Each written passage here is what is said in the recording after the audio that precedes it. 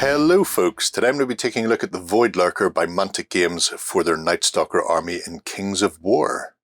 Okay, so the Void Lurker for the Nightstalkers then. It is a resin model. This is quite nice, gives you the wingspan, 260 millimeters. So they say I don't have to measure that. If I pop it open,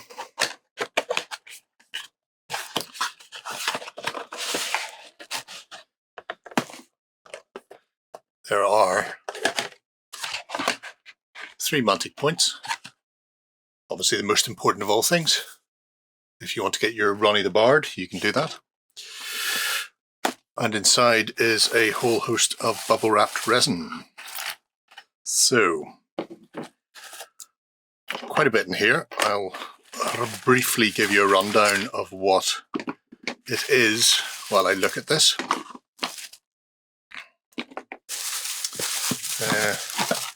So we get a 45mm, we get a 75mm base because it is a Hero Titan. What does that mean? It means it takes up a monster slot, but it can also be given artifacts. So here we see 2 wings. Nice level of detail, really veiny or creepery. Difficult to tell which. The Void Lurkers sort of scavenge or follow Nightstalker manifestations. We have what appears to be a 4-piece base, which also functions as the main body. So you can see here 1, 2, 3 legs, the pillar, and then the tail wrapped round. Then we have the top piece of the pillar. Bump up. We have a I've got an extra body. So it's a 3-piece. Wacky. Okay. So it's a 3-piece body. Top of the pillar, main body, base of the pillar, and the bottom of the tail. They all interconnect. We have some sort of swirly doodad, which presumably was attached to that and is broken off. Yep. We have 2 pairs of jaws that marry into the head and another 2 pairs of jaws up here. They look like they've been individually keyed, so jaw fits together, then 2 keys into the lower jaw. The cast itself, slight slippage towards the very base of the neck here at the top of the head, but I mean very slight. It only starts there. So it's about 5-6 mil. Should be easy to clean up. 1 external piece and then across that sort of screaming tortured soul. The rest of it looks okay. Some sprue gates across the teeth on both sides, and presumably, on the bottom of these teeth as well, to allow them to cast all the way down. Very, very thin sprue gates though, so probably 0.5 mil thereabouts. These larger gates attaching the pieces, various sizes to help to cast it. No slippage on this at all. Some smaller gates in amongst it. Nice level of detail, especially on the spire, stone spire that it's wrapped around. Sort of decaying, cracking, heaving under the strain. Bit of a seam line there. But nothing that I wouldn't expect to see with resin. A small amount of cleanup required. For these larger gates, I will take them off when it's hot, or heated rather, and I'm cleaning the mold release off. Fair bit of flash at the very base of the tail. I think that's the rest of the tail actually. Some sort of, long, sinuous, smoky, ethereal nonsense, as I would expect from the Nightstalkers. Obviously with having 2 bodies, I've got a choice now. I will find the one that is cast better. you've got little flippy bits, you don't have little flippy bits. So one of these will make its home, other one will make its way to my bits box. And then finally the wings themselves. It would be almost impossible to spot slippage on this because it's such a crazy texture. It's like a root system or a vein system on the outside of the wings branching, but then they are not creatures of this reality. So, big Hero Titan to build. I will clean it up, put it together, and we can take a look at it when it's all assembled. Alright, the beast is built. First things first, this was not a spare piece or double up. It was actually a mispack. So this section between the body and the base I hadn't received. I got two of these. I thought I'd mention it simply because I had to contact Mantic, their customer service. So I sent them a message. It was on the weekend, on the Sunday. They're not back in the office until Monday. I got a response on Tuesday, and I had the new piece by Thursday. So very, very quick turnaround to sort out the problem with that. So that's one thing. Other thing is, I've not completely finished cleaning this up yet. You may see some little tags on the ends of the wings. We'll have a look at those in a moment. But it is, for all intents and purposes, built. It does go on this 75mm Titan base. But I've chosen, with the build, to array it towards the column that it's crushing.